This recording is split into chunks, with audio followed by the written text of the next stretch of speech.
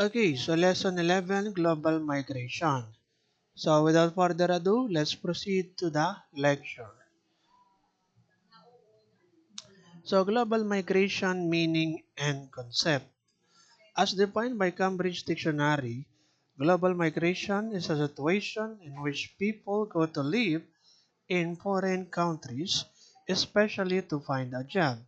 So that's the common thing, or that's the reason why kaya kung bakit nagmamigrate or nag-ibang bansa yung isang tao, individual, or even group of people.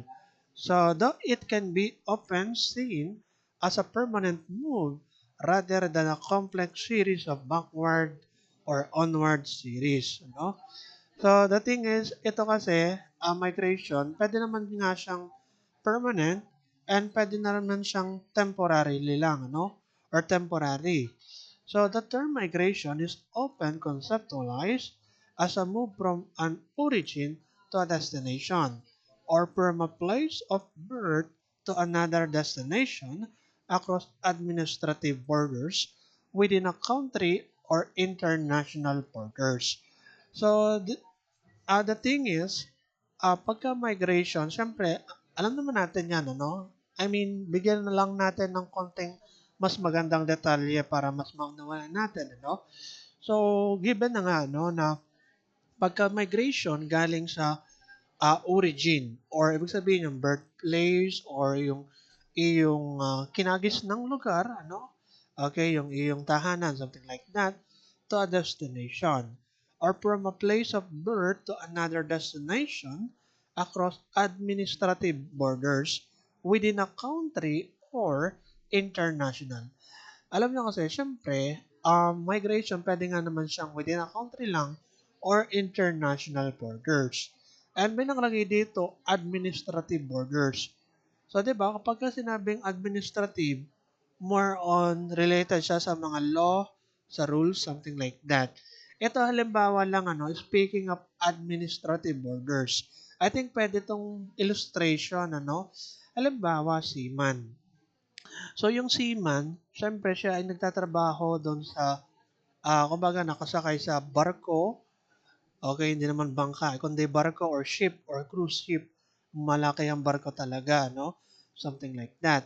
The thing is, kung i-connecta natin yung idea ng administrative borders, since siya ay naroon, hindi nasasakop ng bansa ang kanyang pinagmulan. Ibig sabihin, halimbawa lang to, halimbawa lang. Halimbawa, nakagawa siya ng krimen. Halimbawa lang, nagnakaw siya, no? Okay, doon sa ah, barko na yon, may pinagnakawan siyang guest or tourist or kung sino man, something like that. Kumbaga, yung seaman na yon ay mananagot, okay, based on sa borders na nasasakupan. Ibig sabihin, halimbawa, Pilipino siya. Ay ngayon, napatapat yung barko nila, sa Canada. Therefore, magsusulit itong seaman na to, okay, sang-ayon under sa rules and law ng Canada. So that's the thing, ganun pala yon. Siyempre, kung saan ka napapatapat na bansa, doon ka liable sa iyong kung ano mang ginawa, That's the thing. Kaya nga, kung iko-connecta natin, halimbawa, speaking of administrative borders kasi yung sinasabi ko muna, Halimbawa, yung former President Duterte, since siya ay nasa Hague, nasa Hague. So, doon na siya, So, kumbaga, doon na siya lilitisin. Hindi na siya sakop ng ating bansa. Hindi na siya pwedeng pakalma ng ating, kumbaga, mambabatas or, kumbaga, law or batas ng ating bansa. Kasi, naroon na siya sa ibang bansa at doon na siya magsusulit or maglilitis ang ayon sa kanyang nagawa. That's the thing. Ganun lang naman yung kasimple, Okay? So, ayun. Anyway, moving on. So we're talking about administrative borders kasi in connection to migration. Okay, now, the thing is, we have here types of migration. Merong mga uri ng migration. Una, we have internal migration and then pangalawa, international migration. So dito sa internal, ang pinaka-common is international, di ba? Okay, kasi pupunta kang ibang bansa. The thing is, itong internal, this refers to people from one area to another within one country. Okay, so ganito kasi yung aking interpretation dyan. No? Halimbawa, internal migration. Ibig sabihin, dun lang sa country na yun umiikot yung paglipat mo. Let's say, for example, kayo mga student. Ay ngayon, may taga Mindoro sa inyo. Maaari, syempre, may mga taga malalayong lugar dyan, ano? Taga Mindoro, taga Mindanao, or kung ano mang sanglupalop ng ating bansa, ano? So, since malayo, ano, yung inyong pinanggalingan, so, temporarily or temporary na magma-migrate ka doon sa mas malapit na lugar, no? Na let's say pinag-aaralan mo, kaya nagdo-dorm ka, no? Okay, na mas malapit na lugar. So in that way, pwede natin siyang mababaw na illustration sa internal migration. This refers to people moving from one area to another within one country. Within, dun lang umiikot sa country na yon, dun sa iisang country na yon. Okay, that's the thing. No? May mga times na ibang mga case, kaya kung bakit nagmamigrate or lumilipat is because of marami, like environment or what, ano, or kung ano mang sakuna, ano. So, the thing is, dun lang sa part ano ng country na yon, ikaw ay nagka-transfer at yun ang internal migration. Okay? I hope clear na sa inyo. Next, we have here international migration. Ito naman yung pinaka-common na kapag ka narinig natin yung migration, first thing comes in mind is international or pag-ibang bansa. This refers to the movement of people who cross the borders of one country to another. Hindi ko na 'to masyado ipapaliwanag or kailangan paliwanag na kasi ito ay medyo, I mean, talagang alam na alam niyo na, no? Basta ang idea lang naman niya is, halimbawa, nasa Pilipinas ka, then pupunta kang ibang bansa, then yun na yun, no? International migration. Okay? So, the thing is, merong mga nakapaloob na groups kung tawagin under ng international migration. So, we have here the latter can be broken down into 5 groups. Ito, gusto ko na malaman nyo yung differentiation between immigrants, illegal, workers, refugee kasi kasama talaga to sa final examination. Now, una, nakalagay dito, first are those who move permanently to another country. So, tinatawag sila ng mga immigrant. Ano? Mga immigrant. Yung bang totally na sila ay doon na mag-stay habang buhay. Habang sila ay nabubuhay. Ano? So, permanently. 'Di ba? Mare, sa inyo, yung ilan sa inyo, ano? May kamag-anak na totally na nasa ibang bansa na, doon na siya nanirahan, as in, doon na siya tatagal talaga hanggang sa mawala na sa mundo. Parang gano'n. Ibig sabihin talagang totally permanent na siya doon. So, immigrant yung tawag doon. Given na yan, ano? Hindi naman natin masyadong kailangang ipaliwanag yan. The second refers to workers who stay in another country for a fixed period, at least 6 months in a year. Ibig sabihin, halimbawa, di ba, kapag may mga nagtatrabaho sa bansa, ibang bansa, so may mga contractual worker, okay, in which marami ako nababasa dating ganun mga job hiring sa group sa Facebook. Uh, Nung ako'y nag-a-apply pa lang, ano, matagal na, no? Kahit nung 2017 pa, kahit nung mga dati pa rin naman yan. Okay, the thing is, pagkausaping ibang bansa, so, syempre may mga fixed period yan pagkausaping ganyan na under na international migration na workers. Okay? So, in a way na, ganito lang, 6 months lang yung kontrata. And then, pagkatapos ng 6 months, pwede mo siyang ma-renew or pwedeng hindi na. Parang ganun eh. Minsan parang mahirap mag-renew pagka sa ibang bansa, ano? Okay? So, something like that. May mga ganun contractual, ano? Pero speaking of workers, alam nyo, sa mga trabaho maganda nga na may backer ka, may referral ka. Ito kahit kayo mga first year pala, tama ba?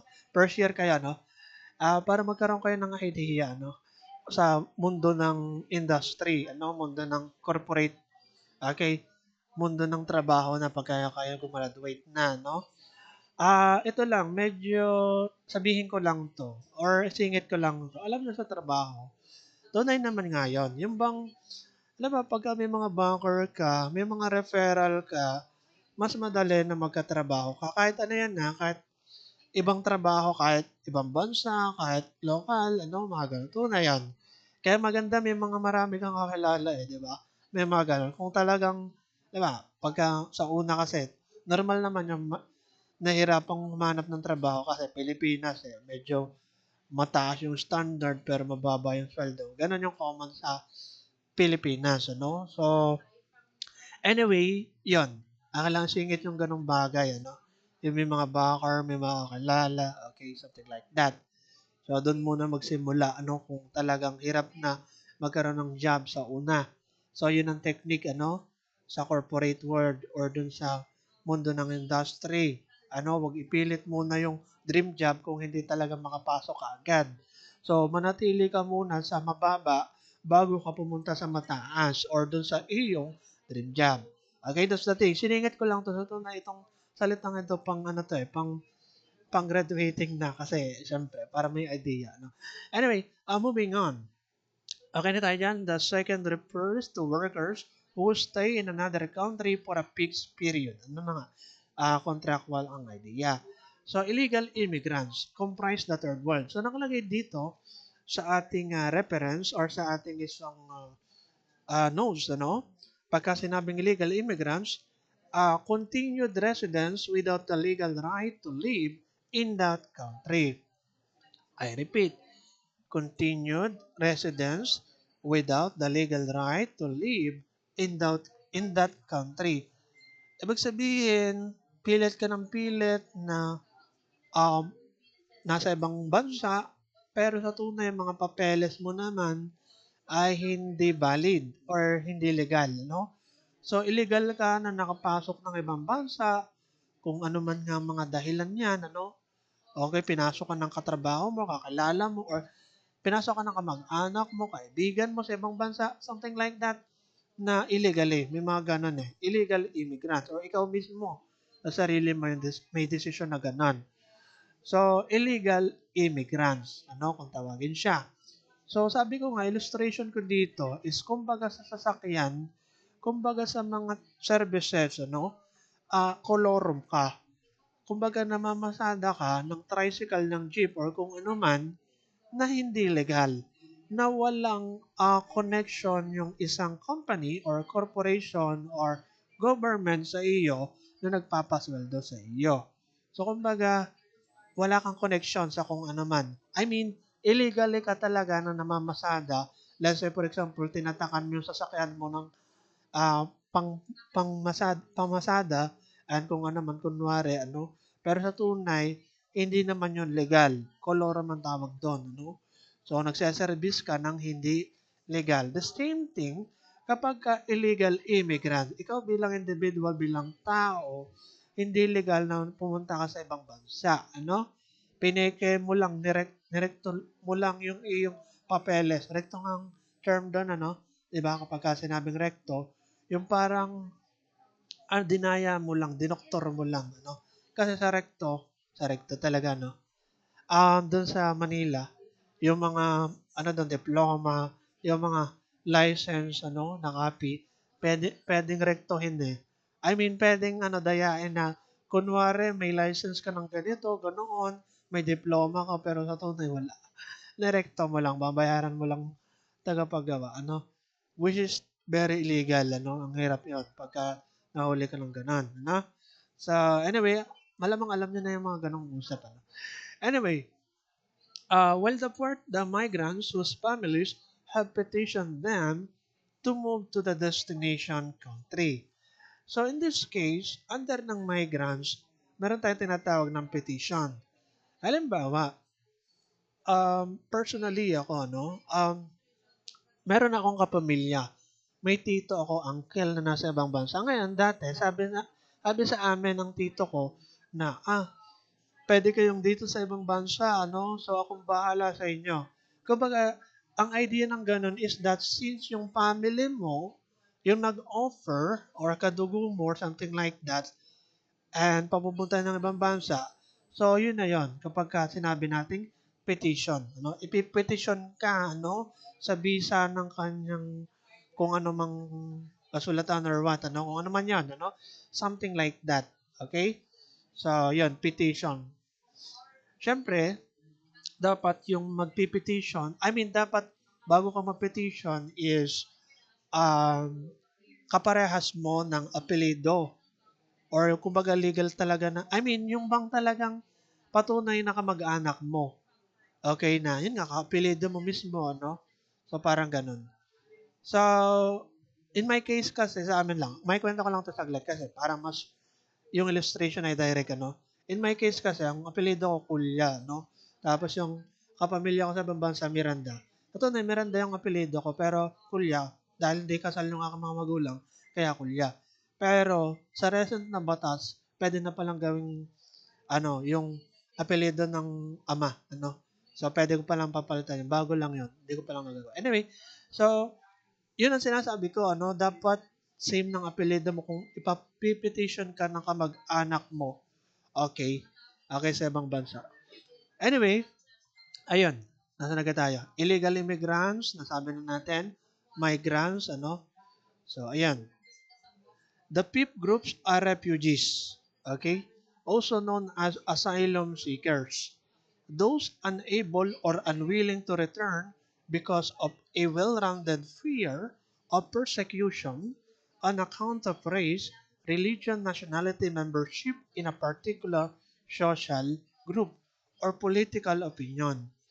Ari kasi yung mga refugees, ito yung parang na patigil doon sa ganong lugar since meron dong tension, conflict, or war na nangyayari or persecution. Halimbawa, mga OFW. Okay, maganda na may mga illustration tayo lagi. Halimbawa, OFW na babae, kalimitan babae. Okay, yung mga na-abuse.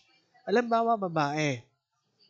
Ngayon, na physical or even sexual abuse siya doon sa pinagtatrabuhan niya sa ibang bansa. Ngayong grupo sila, ano, pero hindi sila makauwi, ano. So, kumbaga na-stuck sila doon sa bansang yon. Ang tawag sa kanila is refugees. Okay, something like that. Nakalagay eh. Unable or unwilling to return because of a well-rounded fear. Unable pa lang or unwilling. Okay? Dahil nga sa ganong tension. So, yun ang parang pwede nating example pagka sinabing refugees. Or even sa mga war, ano? Kapag may kaguluhan, hindi ka makauwi ng bansa. Dahil may kaguluhan, ano? Naiipit ka. Ano yan, yung term? Naiipit ka dun sa ganong bansa. Yan. Refugee ang tawag sa iyo. Kasi supposedly, uuwi ka na pero hindi ka makauwi. Okay? Dahil sa ganun. Yon. Okay na? Sa international migration, yung mga 5 groups na ito, ano, na distinguish naman natin ng maganda. Next, we have here, the United States, basahin ko lang ito. The United States faces a major influx of illegal immigrants from Mexico and other Central American states. A fence is being constructed on the US-Mexico border to control this flow of people. Um, Alam nyo kasi, dati, laganap talaga yung illegal immigrants sa US. Okay? Yung may mga nakakapasok sa US na mga illegal. Kaya nga, si Donald Trump, re-elected the president, Donald Trump, sa pagkakaparinig ko sa kanyang sinabi, sa balita, is that hindi nahahayaan na merong makapasok sa US sa bansa nila na mga illegal. Ibig sabihin mga pineking papeles or kung ano man, kaya kung baka sila nakapasok ng hindi valid. That's the thing, ano?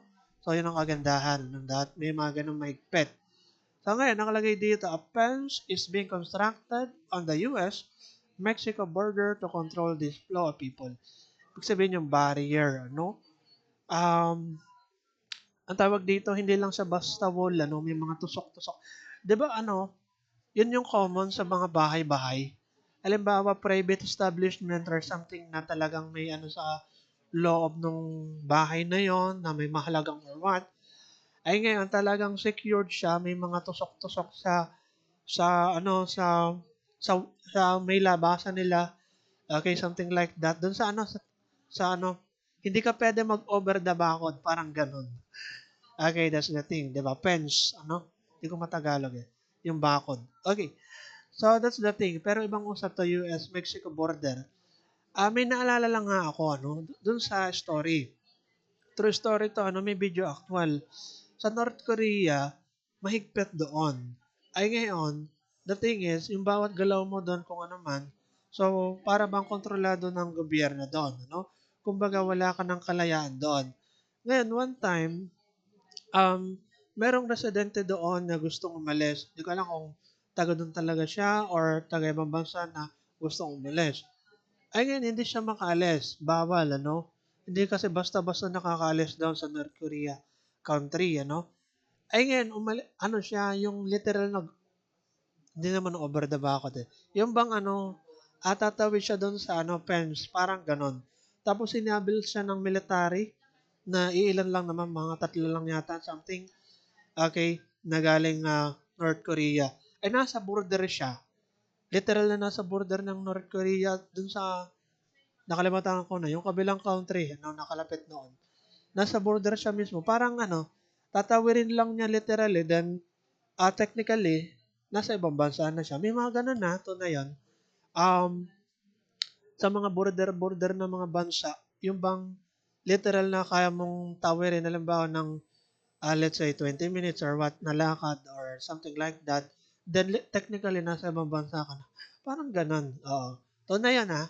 Okay? Sa, yan. Anyway, ang ginawa niya nga, parang, ano siya eh, parang tumawid siya, something like that. Tapos sinabol. Tapos yun, sobrang nahirapan siya. And then yun, nakalampas siya. Okay, panoorin nyo na lang siguro yung ganun para mas maintindihan yung sinasabi ko. Okay, ganun yung parang idea ng story doon. Okay? So parang illegal nga yung pagkakaalis nga doon sa North Korea. So anyway, in addition, tighter borders have also had the effects of locking in people who might otherwise have left the country. Other countries with similar concerns about illegal immigration include Great Britain, Switzerland, and Greece, as well as other countries in Asia. In the North, such immigrants constitute a younger workforce that does work which locals may not perform, and they are consumers who contribute to growth. Ito, basahin ko lang itong nasa ibaba. Banks are often unwilling or unable to handle the type, small amounts of money, and volume of remittances. So, ibang usap na to. As a result, specialist organizations play a major role in the transmission of remittances. So, sa ibang usap, di ba, kapag sinabi natin remittances, kumbaga pagpapadala ng pera, ano, okay, halimbawa mula sa ibang bansa patungo dun sa origin, no? Halimbawa, yung iyong kamag-anak nasa ibang bansa, then padadalang ka, no? So, yun naman ay madaling intindihin. Anyway, something interesting lang dito is that tayo palang bansang Pilipinas ay isa sa nangunguna when it comes to the flow of remittances, ano? Alam naman natin, ano, maraming mga mamamayan sa atin na nag-ibang bansa, mga OFW, ano, kung tawagin natin.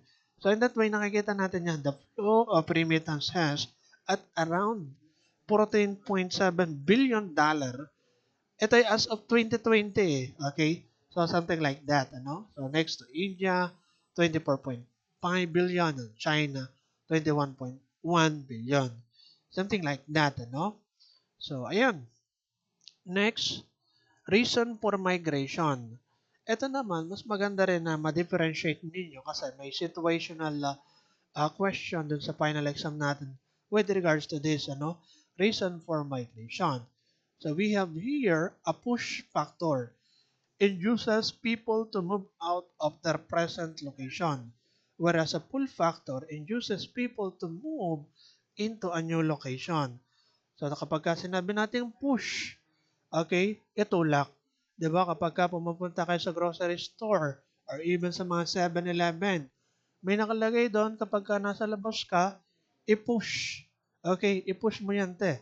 Anyway, push, itulak mo yung pintuan para makapasok ka. Okay, something like that. And then, kapag ka papalabas ka, kalimitan, pull, or baka baligtad man, something like that. The idea is, kumbaga hihilahin mo, pagka pull, hila. Pagka push, itulak. So ngayon, in connection to the migration, nating sinasabi, push and pull factor. A push factor induces people to move out of their present location. The thing is, kapag ka sinabi natin push factors under this reason for migration is that meron kang nararanasan na mga conflict, mga tension, may mga war, oppression, kung ano mang something negative. Therefore, you need to move out. Kailangan mong umalis dun sa lugar na kinalalagyan mo.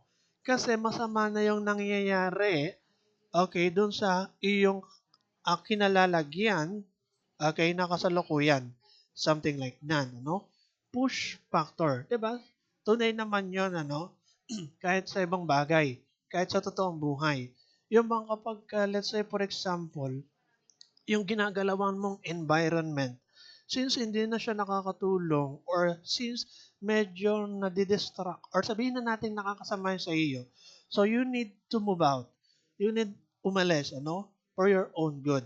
Okay, that's the thing, kapag ka sinabi nating push factor, something like that. Let's say, for example, ibang usap to, medyo connect ako lang sa real life situation. Let's say, for example, sa inyo mga student, meron kayong mga kabarkada na masasabing bad influence. Since hindi na siya nakakatulong sa inyo, okay, therefore you need to move out. Kailangan yung makibarkada sa iba na mas makakapag-grow or makakatulong sa inyo para mag-grow kayo as a person.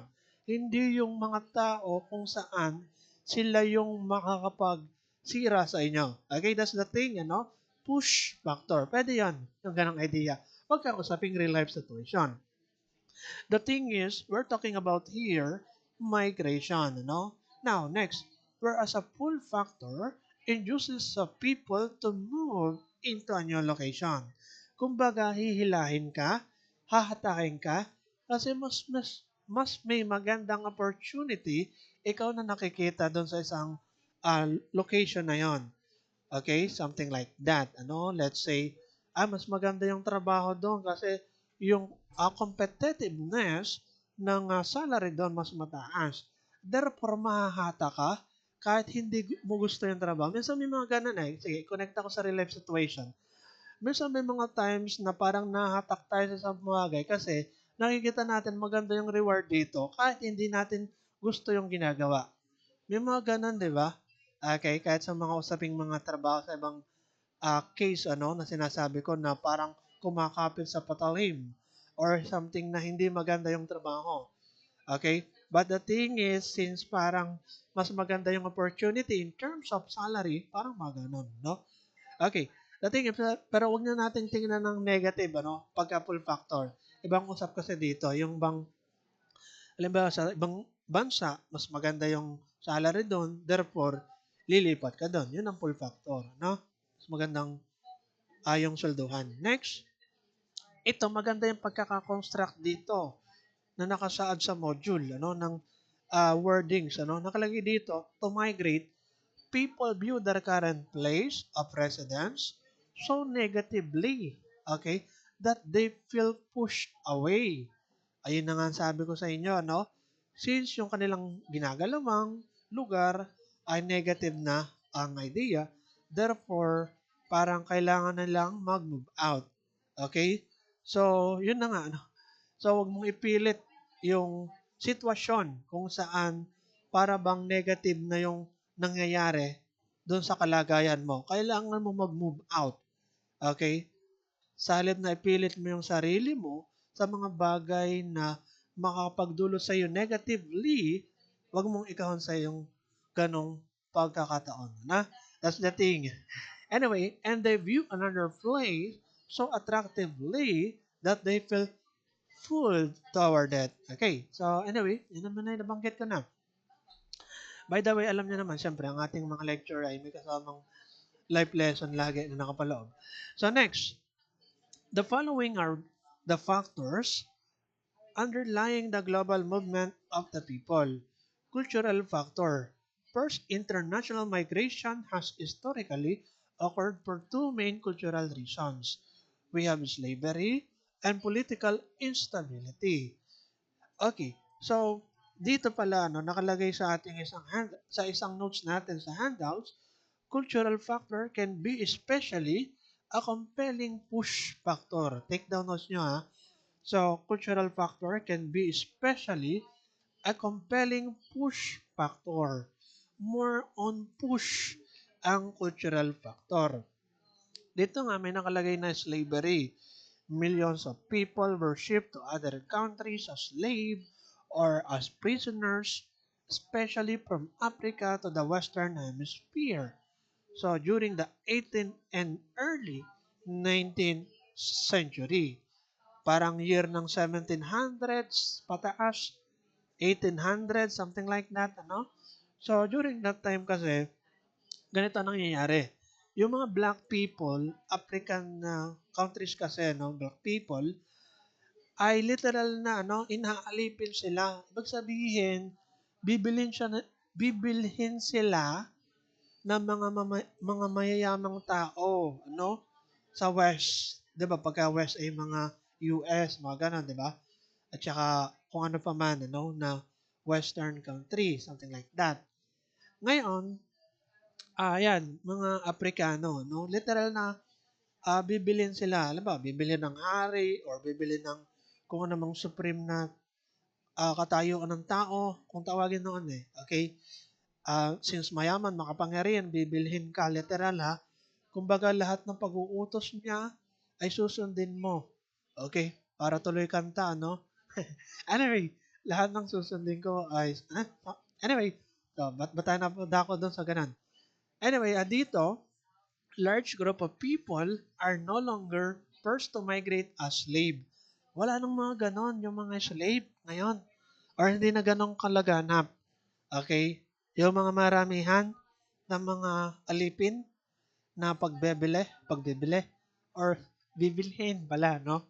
Okay? Bibilhin yung mga negro, mga African, ano? Something like that. O na yan, ano? But first, international migration persists because of political instability resulting from cultural diversity. Okay?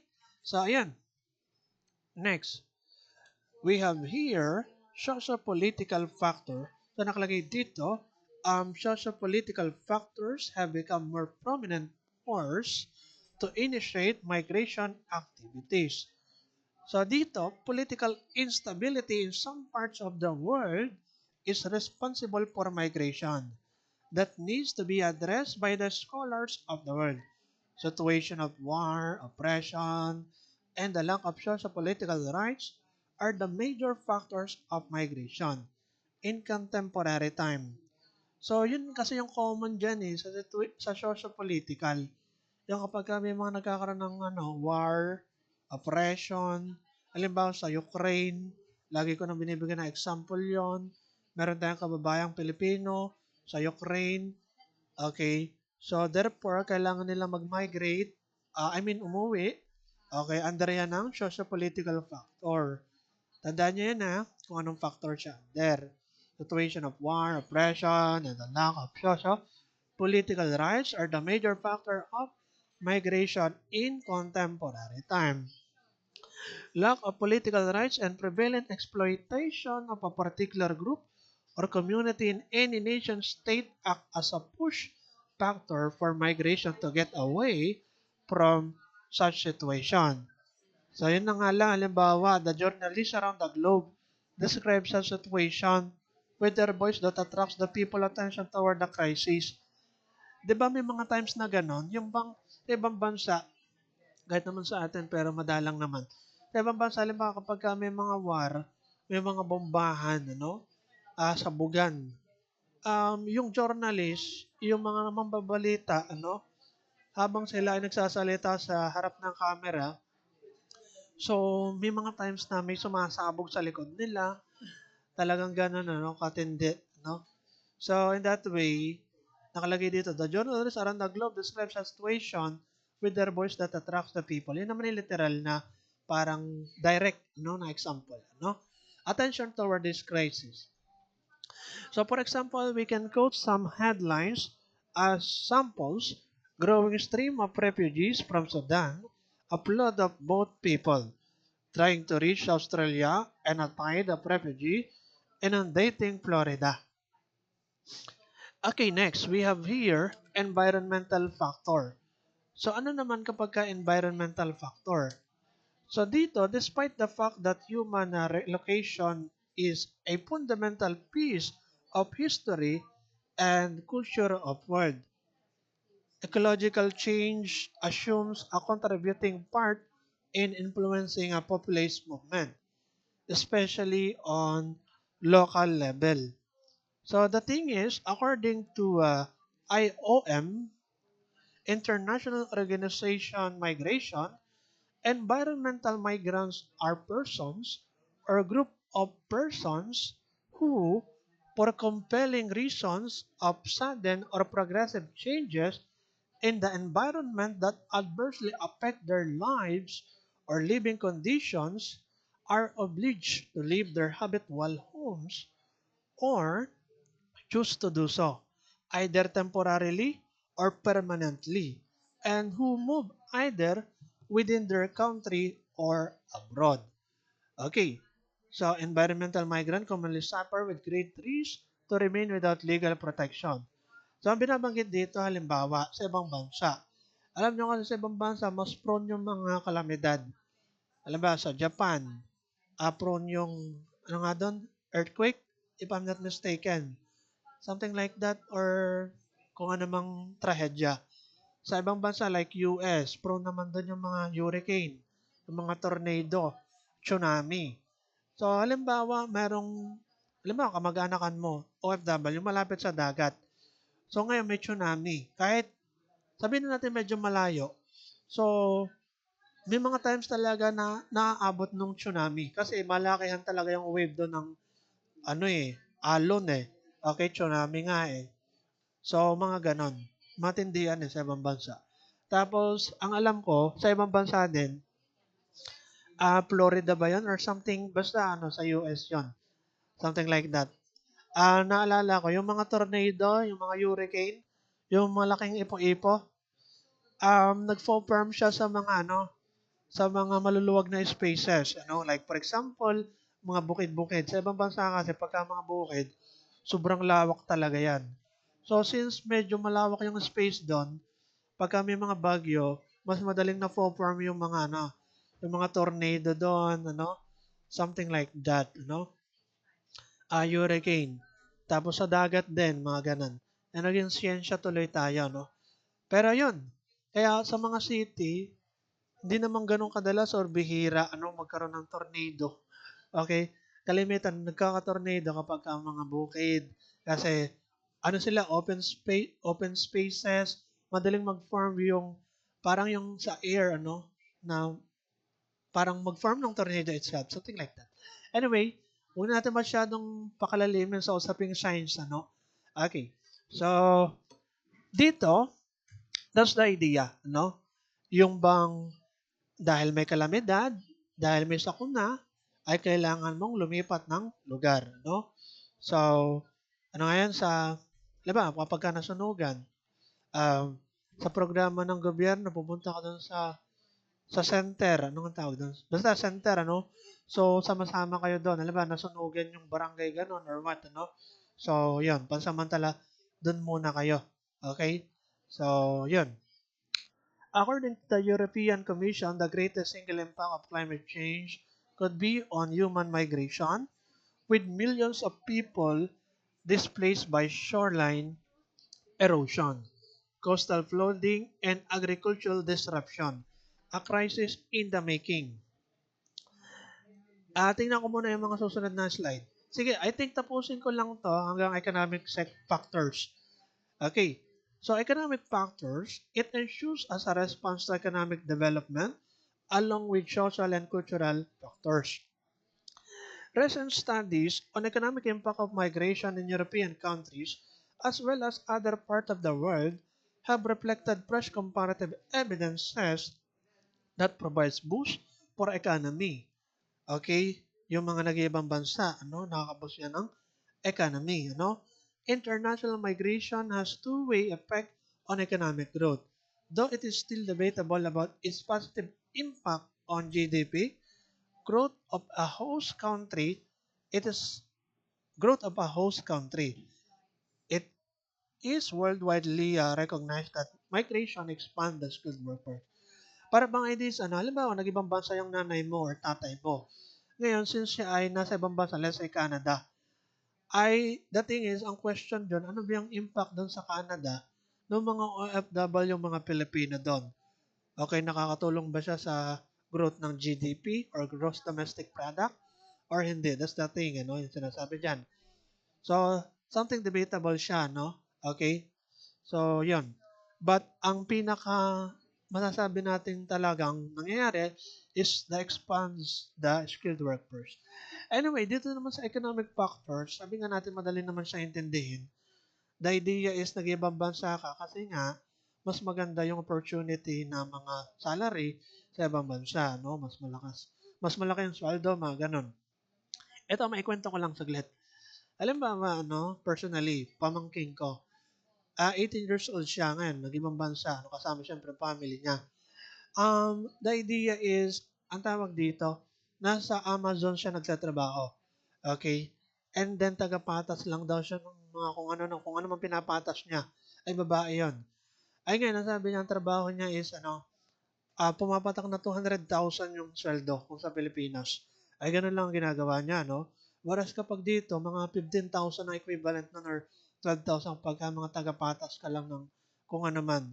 So doon, since kilalang company ta sa ibang bansa, so ang laki ng sweldo. Actually, gano'n naman talaga compared sa ibang bansa, no? Ang Pilipinas hindi gano'n ka competitive, kaya maraming nag-iibang bansa, no? So, sabi nga ng iba, masyadong maraming requirement pagka sa trabaho masyadong mataas yung standard, pero yung sweldo ay hindi gano'n kaganda, Whereas sa ibang bansa, doon sa nakausap ko na pamangkin ko dati, ano lang daw siya, kahit high school graduate lang, tapos konting requirement lang, simple lang, pasok ka na kaagad. Ganun ka simple sa ibang bansa. Hindi pinahihirap, kumbaga mas, siya mas solid, parang ganun ang dating. Dito ay, ewan, sa Pilipinas. Marami tayong pwedeng comment pero anyway, hindi tayo nagiging makabayan, pero marami tayong nakikita na something hindi maganda sa sarili nating bansa, Okay. Anyway, moving on. Pwede ba tayo napupunta sa pagiging makabayan? Okay. So, kanina nasa siyensya tayo. Ngayon naman, makabayan. Anyway, a recent UNCTAD report notes. So, pagka sinabing UNCTAD, United Nations Conference on Trade and Development, remittances are more stable and predictable as compared to other financial flows. And more importantly, they are counter-cyclical or cyclical, providing buffer against economic shocks. In conflict or post-conflict situation, remittances can be crucial to survival, sustenance, rehabilitation, and reconstruction. Yan, yung mga nag-iibang bansa, nagpapadala ng remittances, yan, makakatulong naman talaga yan. By the way, maisingit ko lang pala sa usaping trabaho. Hindi ko lang kung pwede ko maisingit sa ngayon, Kaya kasi mga first year, ito ang sasabihin ko. Hindi ko lang kung nasabi ko ito kanina or dun sa kabilang section. Yung bang idea, kapag hanap ka ng trabaho, sinasabi ng iba, mas madali daw kapag ka may backer, kapag ka may mga referral. Totoo naman yun in some ways, Mas madali yun. Oo. Wala namang issue dun about sa mga ganong usap. Okay? So, yun parang mas madaling way na rin, pagka ganon. Ano ba masasabi ko? Parang, wala lang. Parang may gusto lang kasingit na idea sa inyo. Kahit kayo mga first year student po, parang itinuturing ko mga, graduating. Kasi, itong sinasabi ko is, para sa mga magkakatrabaho or whatever, malapit na sa ganon, Na estado. Alam nyo kasi sa mundo ng trabaho, pagka nag apply sa trabaho, so kapag hindi ka nakapasok sa dream job mo, so kailangang mag-stay ka muna sa kung ano yung parang maliit para sa iyo na trabaho, no? Something like that, ano?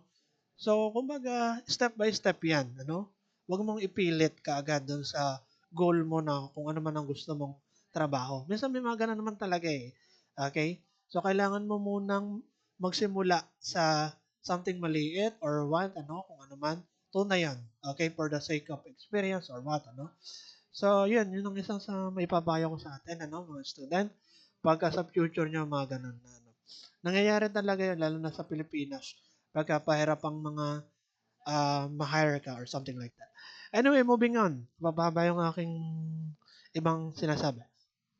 Nakalagay dito, in providing primarily for household livelihood, remittances are spent on general consumption, items in local communities that contribute to local economies by supporting small businesses. It is also important to consider the impacts of return migration on the economy of a particular country. Return migration has always put impacts on at various levels of economy as well as society in whole, ano? So, ano na lang, i-summarize ko na lang 'to, medyo mahaba kasi para bang pinapakita dito sa pagtagal ng panahon, sa pagdami, ano, millions of people na nagma-migrate sa ibang bansa, ano? Kung i-compare natin dati noong 1970, 84 million pa around the world yung nagma-migrate, ano, ng mga tao. Approximate lang yon. Ngayon, noong mga year, ano ba to? Year 1990, okay? Teka lang, basahin ko lang. Year 1990, approximately mga 153 million, something like that, ano, yon. So, padami ng padami sa paglipas ng panahon, yung mga nagma-migrate na tao. Kasi nga, alam nyo kasi nung dati, mas mahigpit. As in, mas mahigpit dati. And, hindi ganun ka, sabihin na nating maraming requirement or something, ano. I mean, marami palang requirement, baliktad, mas mahigpit nga. Ngayon naman, ano, medyo naluag-luag yung mga ganong usap. And mas maraming opportunities na ngayon, no, sa mga trabaho sa ibang bansa. Kumpara nung dati, eh. Okay? Yung mga ganong instances, parang, okay. Parang may idea akong gustong isingit dito sa ganitong usap, eh. Sa usaping mga ibang mga bansa, ano, in terms of bilang, okay, yun nga padami. Ayun, yung idea ng freedom. Okay. Sa paglipas ng panahon, napapansin ko lang ano globally. So para bang mas lumuluag-luag ano, yung karapatan ng bawat isa. Parang ganon, mas nagkakaroon ng freedom. So therefore, mas maraming opportunities din yung kinapapalooban nito.